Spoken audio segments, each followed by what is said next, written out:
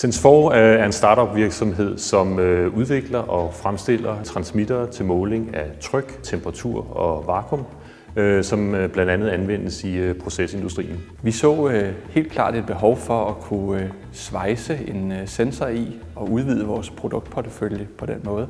Industrien efterspørger sensorer, der kan isvejses i deres transmittere. Det skal sidde i nogle processer, hvor der kan være højt tryk og hvor det kan være rigtig kritisk, at der ikke er noget, der går i stykker eller afviger fra de specifikationer, vi angiver og står indenfor.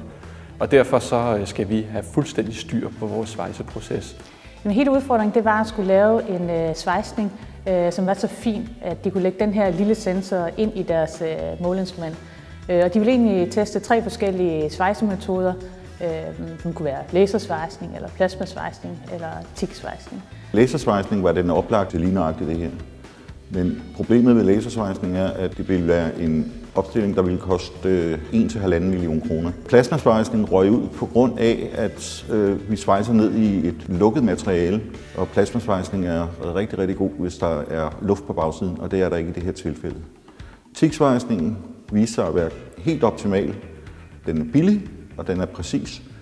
Den svejser det her forholdsvis hurtigt, 10-15 sekunder, og den er meget, meget nem at procesoptimere og sætte i en automat. Vi har benyttet en TIG-svejseproces, hvor man ved hjælp af en skærmgas bestående af argon og brint og en brænderelektrode i wolfram kan svejse ned i rustfri stål og opnå en rigtig god gennemtrængning af ens svejsning. Og det hele sker automatisk, således at sensoren sidder i en holder, der automatisk drejer rundt. For et produktionsomkostningsmæssigt perspektiv, så reducerer det væsentligt omkostningerne at kunne for det første lave en god kvalitetssvejsning og på kun 10-15 sekunder. Det har været formålet, at vi kunne finde ud af, hvilken teknologi vi skulle anvende til at foretage vores svejsning, således at vi lavede den korrekte investering og fik det mest optimale udbytte af investeringen.